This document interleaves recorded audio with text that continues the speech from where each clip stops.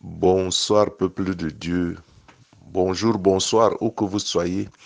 Nous allons traiter un thème aujourd'hui qui est d'une importance capitale. C'est le thème de la foi qui est à la base même de notre croyance. Un peu la foi et la prière, c'est la base de notre croyance. Et on en parle toujours, mais il y a toujours à dire à ce sujet. Et c'est un sujet tellement qui est d'une importance capitale que on n'en a pas, on n'en aura pas assez d'en parler de la foi et de la prière. Et quand vous aurez auditionné cette vidéo, partagez-la largement à tous vos contacts. Vous ferez du bien à quelqu'un et c'est aussi une façon de participer à l'évangélisation de la parole et d'encourager les autres dans la foi. Donc, quand on parle de la foi, cela peut sous-entendre beaucoup d'autres choses selon les individus. Il y a des gens qui mettent leur confiance en eux-mêmes, c'est-à-dire qu'ils ont foi en eux-mêmes. Et ce n'est pas une mauvaise chose en tant que telle. Ce n'est pas tellement une mauvaise chose de croire en soi-même parce que chacun a un potentiel inné. Chacun a un potentiel inné, cependant, les événements imprévus arrivent à tout un chacun. Et donc, ceux qui mettent toute leur confiance ou qui ne croient qu'en soi-même sont quand même quelque part limités. Et bien que même si le chrétien a aussi foi en soi-même, ce n'est pas une mauvaise chose. Cependant, le chrétien, par contre, a quelque chose en plus parce qu'il exprime sa foi en Dieu. Il exprime sa foi en Dieu parce qu'il reconnaît Dieu comme créateur. Pourquoi? Parce que celui qui s'approche de Dieu doit d'abord croire que Dieu existe. Parce qu'on peut avoir foi en soi-même sans toutefois reconnaître l'existence de Dieu. Donc le croyant en ce sens donc, a un surplus. Si le croyant croit en soi, c'est une bonne chose puisqu'on a un potentiel qui est inné, qui est propre, qui est indépendamment de ce que Dieu peut agir en nous, bien que ce soit Dieu qui nous a donné ce potentiel. Le croyant a donc euh, cet avantage qu'il reconnaît qu'il a ce potentiel, mais qu'il n'a pas ce potentiel de lui-même, que ce potentiel vient de Dieu et que ce potentiel, il peut le grandir, il peut l'agrandir en exprimant sa foi en Dieu. Parce que celui qui s'approche de Dieu, disais-je, doit d'abord croire que Dieu existe et que si Dieu existe, il est le numérateur, le rémunérateur de ceux qui le recherchent. Et donc, de ce potentiel qui est en nous, Dieu peut nous rémunérer et Dieu peut même décupler ce potentiel. Hein? Donc, Dieu est le rémunérateur de ceux qui le recherchent, comme cela est écrit en Hébreu au chapitre 11, verset 6. Donc, avoir la foi, c'est chercher Dieu. Je dis que avoir la foi, c'est chercher Dieu. Cela veut dire que quand nous mettons notre confiance en Dieu, nous devons le chercher et non avoir cette confiance oisive ou passive où on dit qu'on s'assoit, on dit que je crois en Dieu et tu attends que toute chose te tombe du ciel, que Dieu fasse tout pour toi. Et voilà pourquoi beaucoup passent à côté de leur destinée parce qu'ils pensent que Dieu est tout-puissant, Dieu connaît tous leurs problèmes, Dieu lui-même trouvera une solution à leurs problèmes au lieu qu'ils se battent. Donc, quand on croit en Dieu, quand on a foi en Dieu, on doit chercher Dieu. Hein. Et chercher Dieu, donc, c'est mettre sa confiance en Dieu. Donc, mettre sa confiance en Dieu veut dire aussi chercher Dieu. Avoir foi et mettre sa confiance en Dieu, c'est donc chercher Dieu. Hein. Et un des moyens est donc la prière. Un des moyens de rechercher Dieu est la prière. On recherche Dieu dans la prière, c'est-à-dire que la prière devient donc un contact. On cherche à établir un contact, un peu comme si vous téléphoniez quelqu'un. Hein?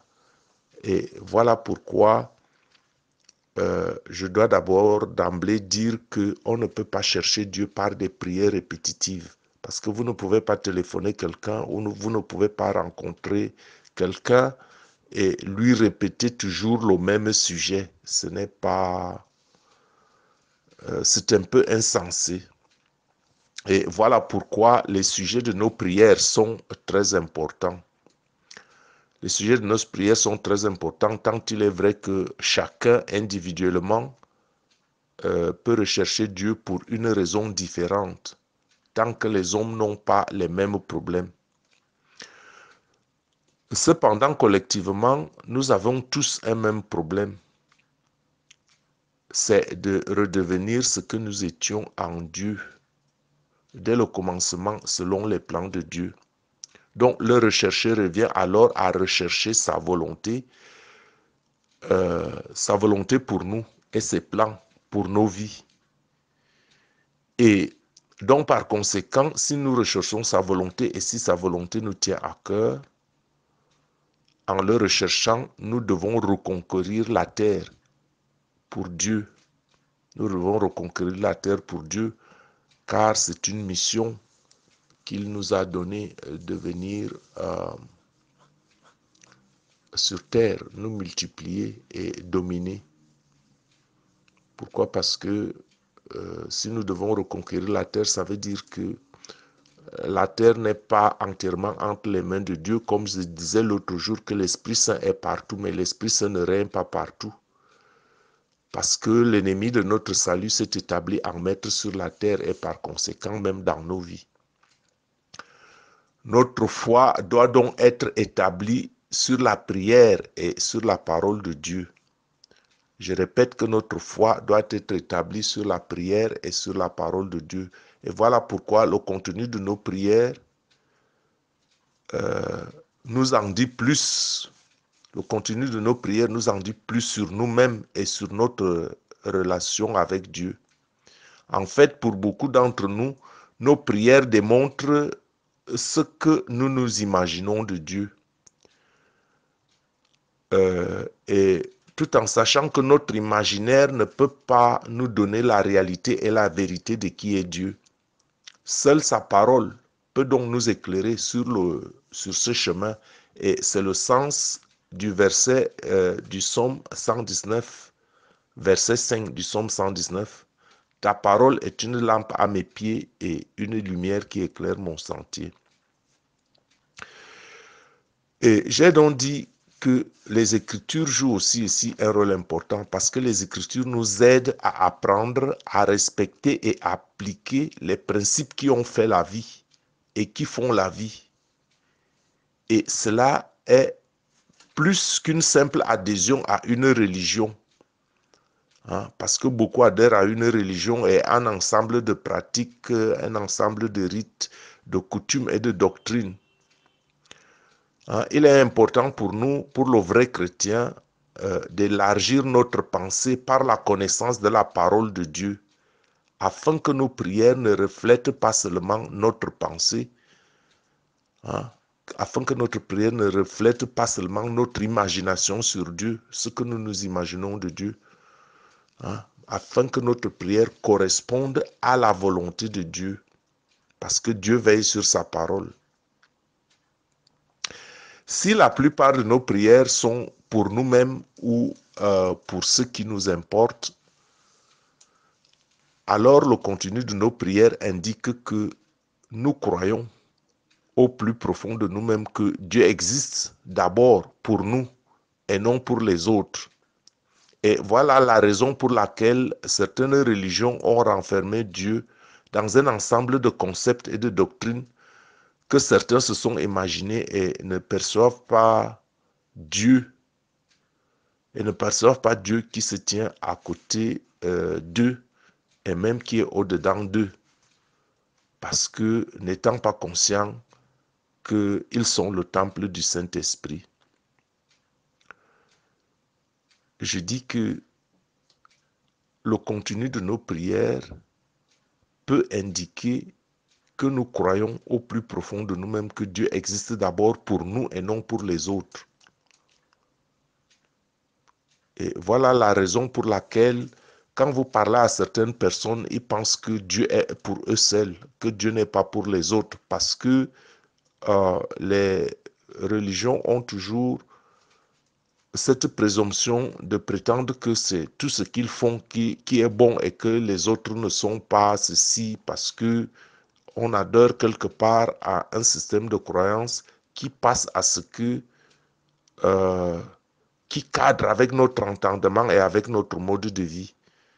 Et donc, quand vous verrez les croyants d'une certaine dénomination, ils vous diront que c'est eux qui ont Dieu et que les autres n'ont pas Dieu. Et voilà la raison pour laquelle certaines religions ont donc renfermé Dieu dans un ensemble de concepts et de doctrines que se sont imaginés certaines personnes. Et ne percevant pas Dieu donc, cela passe donc aussi à côté de Dieu, ne s'imaginant même pas que Dieu est à côté d'eux, le recherchant ailleurs par d'autres choses, par des concepts, par des théories, par des doctrines. Je ne dis pas qu'une doctrine est mauvaise, mais je dis que on peut passer à côté de Dieu, que Dieu se tient à côté de nous, mais nous cherchons par des choses qui sont même des fois un peu trop compliquées, alors que Dieu nous rend la tâche facile. Et parfois même que Dieu est au-dedans de nous. Dieu est au-dedans de nous, mais nous ne sommes pas seulement conscients que Dieu est au-dedans de nous. On ne se rend pas compte que nous sommes le temple du Saint-Esprit parce qu'on a fait un ensemble de doctrines qui font que on passe à côté de ce qui est essentiel. Par exemple, la religion vous a convaincu que vous êtes un pauvre pécheur. La religion vous a convaincu que vous êtes un pauvre pécheur, comme vous le récitez tous les jours dans vos prières. Et voilà pourquoi vous doutez que vous pouvez être le temple du Saint-Esprit, par exemple. Quand vous dites « je suis pauvre pécheur, je suis pauvre pécheur », vous ne vous rendez pas compte que le Saint-Esprit de Dieu, lui, il veut habiter en vous. Donc Dieu est devant vous, le Saint-Esprit vous est donné comme don. Vous ne pouvez pas le saisir parce que vous-même vous êtes convaincu de ces doctrines, que vous êtes un pauvre pécheur et que le Saint-Esprit de Dieu ne peut pas habiter en vous. Beaucoup de chrétiens ne savent même pas que le Saint-Esprit peut les habiter, qu'ils sont le temple du Saint-Esprit. Or, ce doute-là, le doute s'oppose à la foi. Je répète, je dis que la religion a convaincu beaucoup de chrétiens qu'ils sont pauvres pécheurs comme ils le récitent dans leurs prières de tous les jours. Et voilà pourquoi ils doutent pouvoir être le temple du Saint-Esprit. Or, le doute s'oppose à la foi. Il est écrit clairement en 1 Corinthiens 3,16. Ne savez-vous pas que vous êtes le temple du Saint-Esprit et que l'Esprit de Dieu habite en vous? Donc, il faut déjà donc l'accepter. Si vous dites je suis pauvre pécheur et que l'Esprit Saint, l'Esprit de Dieu qui a ressuscité Jésus des morts, si vous dites que vous êtes pauvre pécheur, c'est une incompatibilité.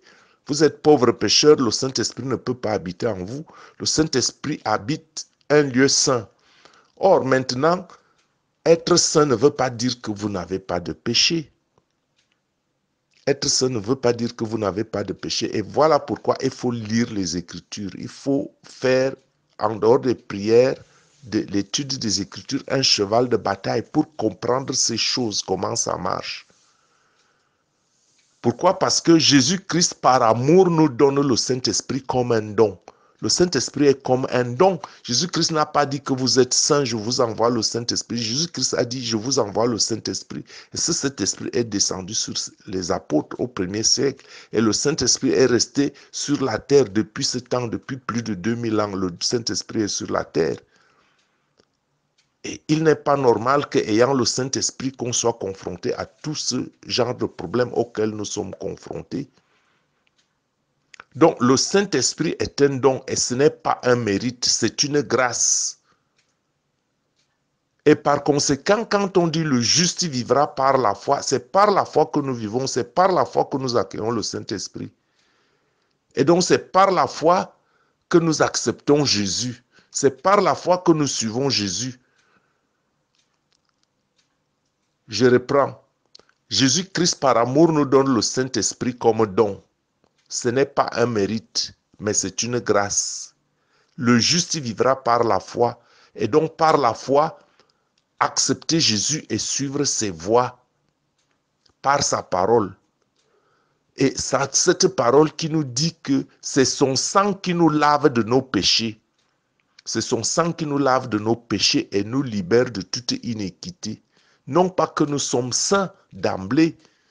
Comme je le dis toujours, un manguier produit des mangues. Un oranger produit des oranges. Un homme produit du péché. Et donc, si nous devenons saints, ce n'est pas parce que nous sommes sans péché, mais c'est parce que le sang de Jésus nous lave de nos péchés et nous libère de nos iniquités. Et par conséquent, il faut donc avoir foi en Jésus-Christ, que l'œuvre qu'il a posée à la croix, et c'est un acte de foi qu'on acquiert dans le sang de Jésus, et c'est le sang de Jésus qui nous lave. Alors, si vous vous lavez dans la foi, dans le sang de Jésus, et que vous vous repentez et luttez pour ne plus commettre les mêmes erreurs, alors vous pouvez appeler le Saint-Esprit.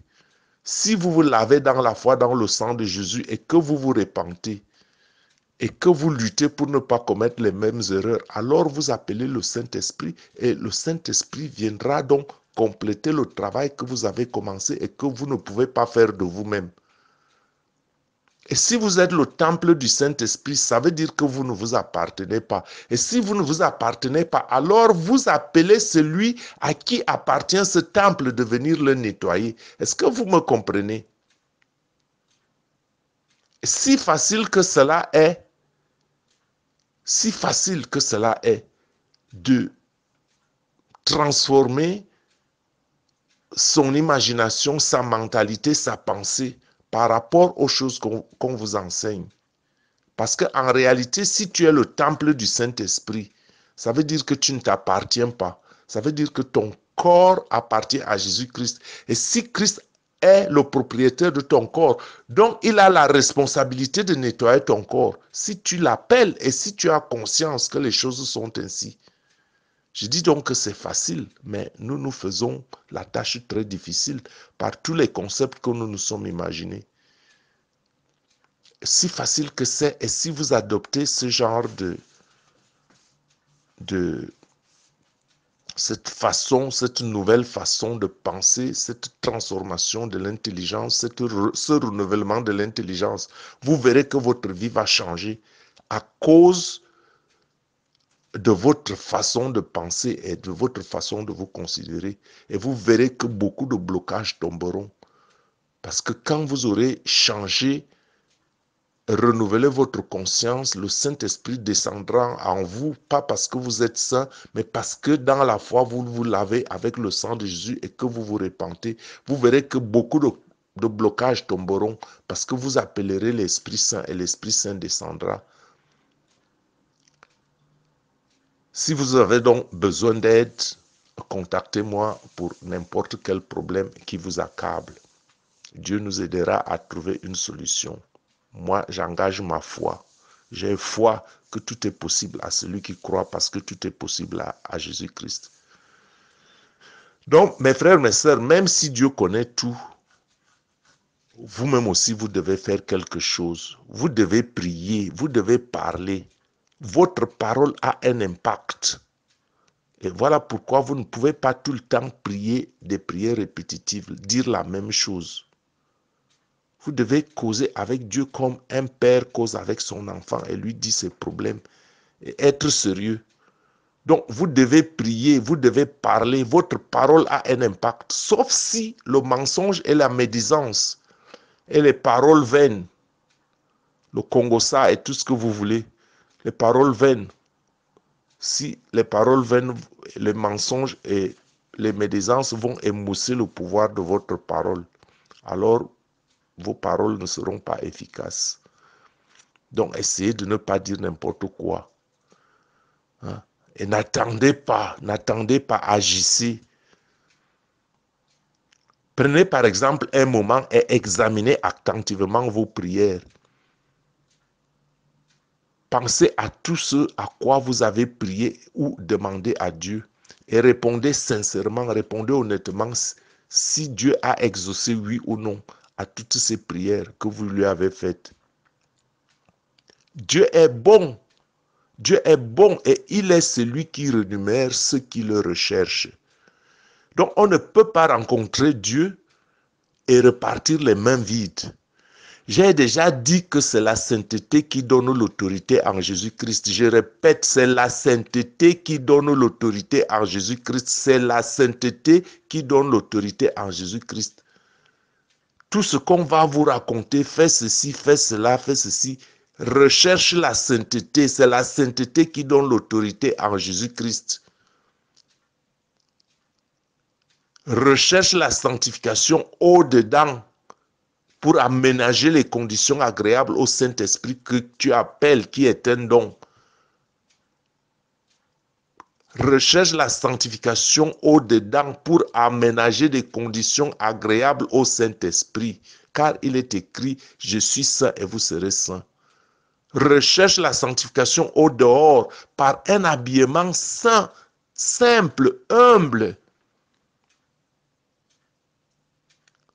Recherche un langage modéré.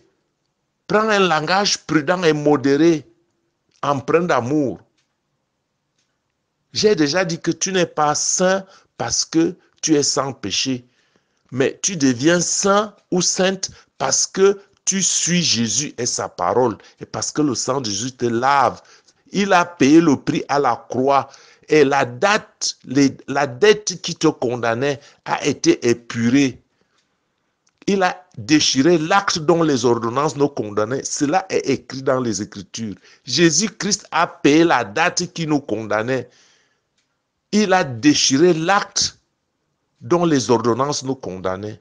Il a payé le prix. Voilà pourquoi, quand tu demeures en Jésus-Christ, quand tu as foi en lui, quand tu te laves dans son sang, quand tu suis sa parole, tu peux accueillir le Saint-Esprit si tu es conscient ou consciente. Imagine que celui que tu pries est le créateur du ciel et de la terre, est celui qui soutient tout l'univers. Que ne peut-il pas faire pour toi? Ou que ne peux-tu pas faire par lui? Le grand je suis, l'alpha et l'oméga, le commencement et la fin, le Dieu tout-puissant, omniprésent et omniscient, qui est capable d'envoyer du feu depuis le ciel, de fermer la gueule des lions affamés et de calmer une tapette qui fait rage. Et c'est seulement ta petite demande qu'il ne peut pas exaucer. Pourquoi ne peut-il pas l'exaucer? Ne penses-tu pas que la faute est de ton côté? Hein? Tes doutes, la faiblesse de ta foi.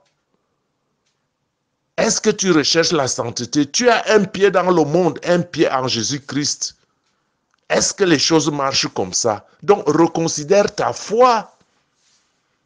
Te donnes-tu la peine d'étudier les Écritures, d'étudier ce qui est écrit dans la parole de Dieu pour savoir ce que Dieu veut et ce que Dieu attend de toi?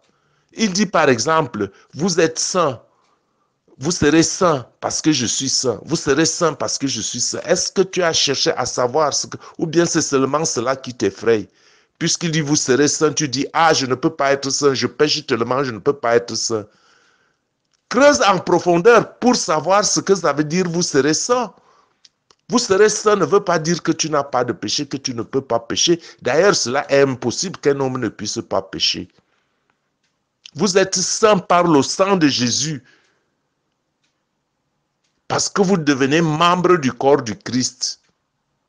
Et quand on devient membre du corps du Christ, ça veut dire qu'on doit suivre un certain mode de vie pour appartenir à ce corps. Hein? Donc, Dieu dit, et c'est cette même parole qui dit aussi, parce que quand on dit des choses, Dieu m'a envoyé la maladie, Dieu m'a fait ceci, Dieu m'a fait... Il faut savoir ce que disent les Écritures. Les Écritures disent, par exemple, en Jérémie au chapitre 29, 11, « Je connais les projets que j'ai formés sur vous. Je connais les projets que j'ai formés sur vous. Dit l'Éternel, projet de paix et non de malheur, projet de paix et non de malheur, afin de vous donner un avenir et de l'espérance. » Donc, mes frères, mes sœurs, priez sans cesse et ayez foi. Priez sans cesse et avec entière persévérance. Réfléchissez un peu ce que pourrait être ce que pourrait être votre vie. Si vous obéissiez à sa parole et si vous priez selon sa volonté.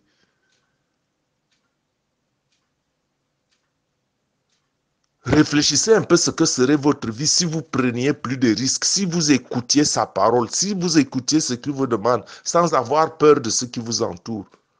Et si vous étiez plus ouvert à ce que Dieu pourrait faire en vous et par vous. Au lieu de simplement espérer des petites choses mondaines, quand vous allez en prière, papa, je veux un mariage, papa, je veux une voiture, je veux une maison, je veux de quoi manger. Dieu sait de quoi vous avez besoin. Il veut que vous vous éleviez au-dessus même de ces choses-là. Sanctifiez-vous d'abord, parce que le problème est que Satan vous tient prisonnier à cause de votre péché, alors que Jésus-Christ a déjà payé. Et donc, changez d'abord votre mentalité et cherchez premièrement le royaume des cieux et le reste des choses vous sera donné en surplus. Il faut donc faire quelque chose. Il faut rêver un peu plus grand pour obtenir au moins les petites choses. Il faut poursuivre Jésus avec témérité et une foi humble et audacieuse. C'est le moment de changer la façon de prier. C'est le moment d'abandonner vos rites, coutumes, dogmes et vos doctrines pour embrasser le véritable évangile, l'évangile pur. Je dis bien l'évangile pur. Je dis bien l'évangile pur de Jésus-Christ. Sortez de votre zone de confort et devenez violent dans la foi, comme il est écrit en Matthieu au chapitre 11, verset 12. Depuis le temps de Jean-Baptiste jusqu'à présent, le royaume des cieux est forcé et ce sont les violents qui s'en emparent.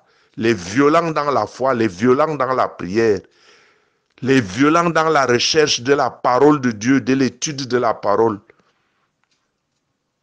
Donc, mes frères, mes sœurs, si vous désirez vraiment faire une différence sur cette terre, vous avez besoin de puissance venant des cieux. Je répète, si vous désirez vraiment faire une différence sur cette terre, vous avez besoin de la puissance venant des cieux. Parce qu'elle est au-dessus de la limitation de l'ennemi de ton salut. Si vous voulez que votre vie compte, c'est le moment de faire de grandes prières en demandant à Dieu les choses d'en haut, en appelant le Saint-Esprit. Appelez le Saint-Esprit qui est un don. Et quand on appelle le Saint-Esprit, ça veut dire qu'on se sanctifie. On n'appelle pas le Saint-Esprit pour l'appeler, on appelle le Saint-Esprit en se sanctifiant. Quand tu appelles le Saint-Esprit, automatiquement, il descend. Il faut rechercher Dieu et rêver grand, refuser de craindre l'échec. C'est le moment de s'aventurer, d'être confiante, d'oser, de croire que Dieu est tout puissant et qu'il peut agir en vous par le biais de son esprit. Et ne pensez pas que votre vie ne sera pas sans risque, même quand le Saint-Esprit habite en vous. Jésus, en sortant de son baptême, a fait un jeûne de 40 jours. Et après ce jeûne de 40 jours, il a rencontré en premier Satan. Et c'est quand il a refusé l'offre de Satan que les anges sont venus lui servir. Donc votre vie même aussi, quand vous avez le Saint-Esprit, ne pensez pas qu'il n'y a pas de risque, puisque Dieu a un ennemi qui le combat. Et donc, cela requiert de la foi. Votre vie ne sera pas toujours sans risque et cela requiert de la foi. Mais sans la foi, il est impossible de plaire à Dieu. Mon frère, ma soeur, qu'attends-tu? Qu'attends-tu? Tu attends que Jésus vienne? Alors vous resterez si vous n'êtes pas prêt. Tu attends que Jésus vienne, mais tu n'es pas prête. Vous resterez. C'est le moment maintenant, c'est le moment de se décider. Je suis votre frère et serviteur Gabriel Messi. Je suis à votre disposition. Je vous aime, je vous aime, je vous aime. Sanctifiez-vous et recevez le don du Saint-Esprit, le don qui a relevé Jésus-Christ de la mort. et devenez fils vivant du Dieu, le Dieu tout-puissant, le Dieu créateur du ciel et de la terre, l'alpha et l'oméga. Si vous êtes un instrument entre les mains de Dieu, qu'est-ce qu'il ne peut pas faire de vous? Soyez bénis au nom du puissant de Jésus-Christ. Recherchez la sanctification. Je dis le chemin, c'est la sanctification. N'écoutez pas tout ce qu'on vous raconte. Je vous dis que le chemin, c'est la sanctification. Recherchez la sainteté. Soyez bénis au nom de Jésus. Amen.